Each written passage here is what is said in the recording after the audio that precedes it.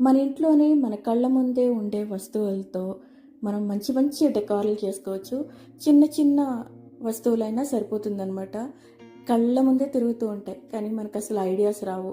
ఈ మధ్యకాలంలో ఐడియాస్ ఇవ్వడానికి నాలాంటి ఛానల్స్ బోల్డ్ వచ్చేసాయి కాబట్టి చూసి ఎంజాయ్ చేయండి. మీరు కూడా ట్రై చేసేయండి.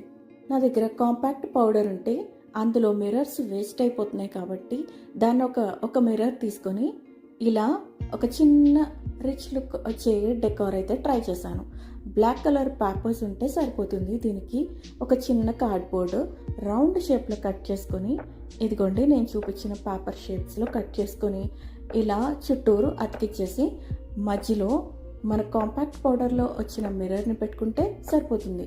రౌండ్ మిర్రర్ అయితే ఇంకా చాలా బాగుంటుంది, బట్ నా దగ్గర వచ్చేసి స్క్వేర్ షేప్లో ఉంది, అందుకే నేను డైమండ్ షేప్లో అతికిచ్చేసాను అనమాట.